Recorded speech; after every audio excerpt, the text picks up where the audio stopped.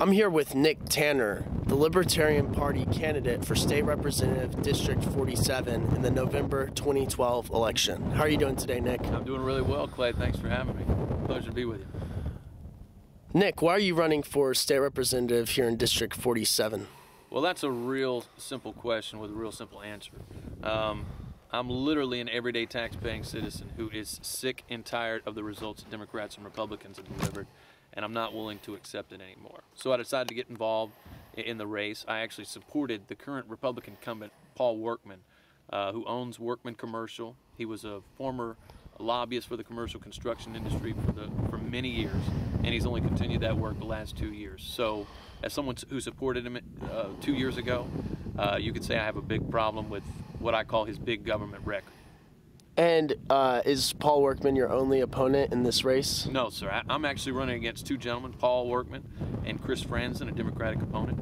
He's running on education, and I also have a plan that reinvests in education. So I feel like I'm the strongest candidate, obviously. I'm the only candidate that has a committed course of action to the taxpayer if elected. And why should people that live in the 47th District in Central Texas vote for Nick Tanner rather than vote for Paul Workman or Chris Franzen? Absolutely. Well, like I mentioned, I am the only candidate in this race that has a committed course of action to the taxpayer if elected. I'm the only small government, fiscally conservative, and socially tolerant candidate in the race. I'm also the only candidate in the race that has a presidential candidate's endorsement. Former Republican governor of New Mexico and current Libertarian Party presidential candidate, Governor Gary Johnson. And I want to recommend to all the folks out there that if you're not happy with the two, as I call it, Goldman Sachs puppets that have an R and a D next to their name in the 2012 election for president, you may want to check out GaryJohnson2012.com. Great. Well, thank you for filling me in. And what makes you qualified for this office? Well, I think, quite frankly, we don't have a common sense approach to our representation. It's really that simple. I'm a debt-free American. I know how to live on a budget. I am an everyday tax-paying citizen who knows what it's like to struggle with these decisions that are handed down by counterfeit conservatives like Paul Workman.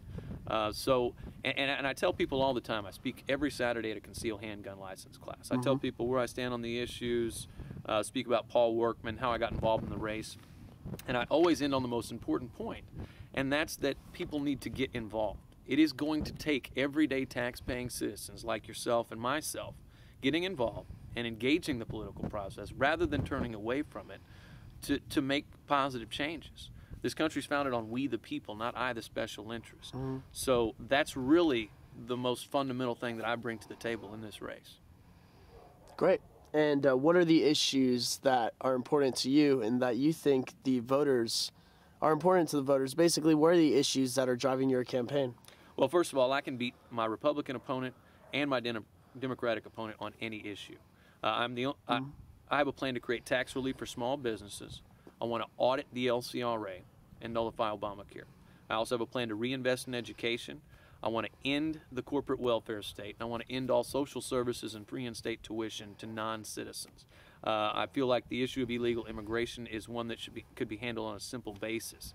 I always use the analogy. I say with this issue, when the tub is running over, you have to turn off the faucet, and that's what my plan proposes from top to bottom. What is the plan? Absolutely. Well, I think it's real simple. I am the only candidate in this race that opposes amnesty for illegal immigrants. Okay. And I want to be very clear to the people out there that can hear my voice. My issue is not with an illegal immigrant. My issue is with the state of Texas stealing tax dollars from everyday tax-paying citizens and providing incentives and rewarding and enabling this behavior by giving free in-state tuition and social services to non-citizens. Right. I think it's a much simpler common sense approach, and it's one that we must take if we are going to be fiscally responsible. We had a $12 billion shortfall in the Texas budget this year that was covered up with accounting practices. So these common sense approaches are really what our country's founded on and what's going to get us out of this mess. Great. And just not to dwell too long on this topic, because there's many topics we want to explore in this short interview. If you probably heard of this, in the 2012 Republican State Convention, which was held in Fort Worth, Texas in June of this year, a bill or a part of the platform was inserted, language was added to the Republican Party platform. Many think Paul Workman used his influence to get this on the platform, which basically said that they support a guest worker program for using illegal immigrants for construction jobs. Absolutely. And my thing is, this was a big program that George W. Bush was trying to push, kind of the neoconservative faction of the Republican Party. How do you size up Paul Workman's influence in the construction industry, and how is that related to his push for amnesty for a guest worker program? Absolutely. That brings me to a great point. Like I mentioned, Paul Workman has been a lobbyist for the commercial construction industry for years, owns Workman Commercial. They bring about $60 million a year. Paul Workman authored House Bill 2886, which is pro-amnesty. It grows the government with no way to pay for it and requires Texas taxpayers to pay for the Texas Attorney General to defend companies who knowingly hire illegal immigrants from federal prosecution. Now, Mr. Workman publicly calls House Bill 2886 a guest worker program. But like you and I both know, we have several guest worker programs in this country. Sure. And this is more unnecessary government growth. He also says if you're enrolled in what he terms his guest worker program, that only one person in your household has to report their income, and only one person in that household is subject to federal income tax. Now, when I speak to people about this issue in particular, in House Bill 2886, I ask people to show a raise of hands. How would you like to have a legislator write special legislation for you that requires only one person in your household to be subject to and pay federal income tax? And sounds like a special deal. Absolutely. And now this House Bill 2886 does not provide citizenship, but what it does is it provides amnesty. Amnesty, the definition, is to generally pardon an offense. So he's spearheading this movement, in my opinion. Enough about Paul Workman. We've talked plenty of him. Let's talk about you, Nick Tanner. Let's talk about your plan for education. What Absolutely. is it? Well, my mom worked for a school district for more than 27 years. So I got to hear firsthand at the dinner table about the wasteful spending that goes on. I do have a plan to reinvest in education. I think we need to focus on creating legislation that requires public schools to work more efficiently and effectively within their budget. I think that we need to look at superintendents' pay. A lot of people don't understand that superintendents make more money than the governor of the state of Texas, and that doesn't include their bonuses, benefits, and retirement package. We just Paul Workman just cut $5.4 billion out of education, and now wants to talk about how important it is. We just laid off 12,000 teachers in the state, shut down schools all across Texas. So if we're going to do those things, we need to look at superintendents' pay. And the most important point, as far as reinvesting in education, the Texas Lottery Commission, we need to look at that. When it was implemented, they said, you're never going to have a problem funding public education. Well, here we are again. My plan is to take at least 13 cents out of the prize pool payout, which is at 63 cents out of every dollar, and put that with the 25 cents that already goes towards public education, and reinvest that in public education. That proposition alone will invest more than $500 million annually within public education. So that's my plan for public education. Very good, and thank you for your response. I'd like to say, just real briefly, that it's interesting you bring up the Texas Lottery Commission, because if I understand it correctly, I believe that was something that was established supposedly for education funding by former Governor Ann Richards, someone who, was very much a woman of the people, Democrat, and, a little corporate, but definitely a woman of the people. And, someone actually my grandparents knew personally while she was still alive. And she was influenced by this guy, Bob Bullock, who the State History Museum's named after, who worked for the Bushes and all those guys. I mean, how can we focus on real education? Real brief answer, please.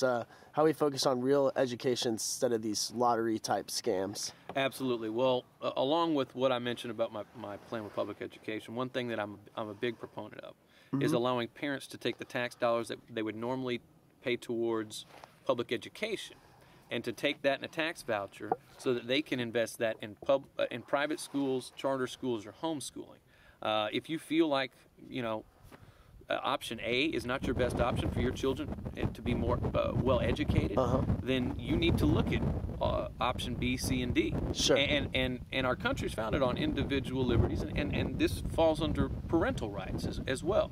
So I think it's important to allow flexibility to parents and taxpayers. Thank you for your response. So let's move on to another topic. What is your view on property taxes and sales taxes? Well, property tax is just interesting altogether. We need to look at that.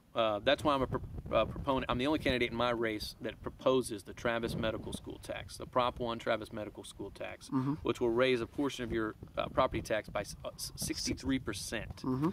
So I do oppose that, and I've been working hard to make sure that that doesn't come to fruition. It's very important. As far as the sales tax, that's part of my creating tax relief for small businesses. I want to drop the sales tax down from 6.25 down to 4%. Okay. And that will also, excuse me, I also want to do away with the business margins tax as well. Those two measures will reduce state revenue by about $25 billion over the next 2 years. I would call for budget cuts to match. I would exempt public education, which I have a plan to reinvest in. And I would also, the only cuts that I would make to health and human services at this point would be to end all free in-state tuition and social services to non-citizens. So you say you're going to try to lower the sales tax from what the state receives, which they receive 6.25% out of the 8.25% on retail goods. You're gonna cut that, but you say that public education is going to be exempt from cuts. How are you going to fund public education with those tax decreases? Well, absolutely. Well, the funny thing about it, when you cut taxes, it actually increases revenue for the state.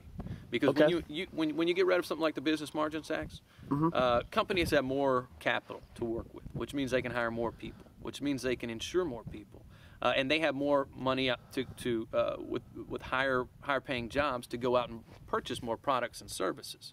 So that will increase and generate more tax dollars into the state ultimately. Great. I was going to ask you, do you believe that Texas needs a state income tax? Oh, absolutely not. No, there are enough taxes. I oppose any new taxes. We pay through the nose. We need to balance our budget. We need to get real. And we need to understand that the Republican Party is not going to do it. Just like I say about Paul Workman, he's a big government counterfeit conservative. He's in the pocket of special interests. And that goes for Republicans and Democrats, and that's why I'm a libertarian. Yeah, and I did see Paul Workman personally down at City Hall opposing the Austin Energy rate increases, but only because his constituents in the district complained about it to him, because they don't even live in the city of Austin and they're paying money into the city's general fund, which was that's another issue for a different time. But what are your views on the 10th Amendment? Well, I think every state, especially the state of Texas, needs to exercise that to the fullest. When they have unconstitutional legislation that comes down and infringes on their state's rights, whether we're talking about Texas or any other state in the union, we need to do that. And in particular, part of my plan, nullifying Obamacare. We have to do this. We must protect the citizens of the great state of Texas from this unconstitutional piece of legislation. I don't care what Obama or the Supreme Court says. This piece of legislation is unconstitutional. We must protect our citizens from it. Yes, sir. And could you give me some other examples of federal laws or federal actions that you would like to nullify? Oh, gosh. Where do you start? I mean, we've got the TSA. We've got, the list goes on and on. It's just the Department of Education. It is shown to be a failure. I mean, since it's been implemented in the early 80s, SAT scores have gone steadily down. And how do we expect the centralized federal government in Washington to know what a child who's being taught by teachers here in Texas, what they should be learning? That makes zero sense. There's a disconnect there. We need to look at where the rubber meets the road when it comes to education. That's the teacher-student relationship. Yes, sir. So we need to get localized on every level, and the 10th Amendment is a big part of that. And how would you, as being a part of the Texas legislature, how would you exert your influence to be able to have say over where the Texas National Guard troops are located? at any one time? Well, I'm not, I hear a lot of talk about using the Texas National Guard to secure the border.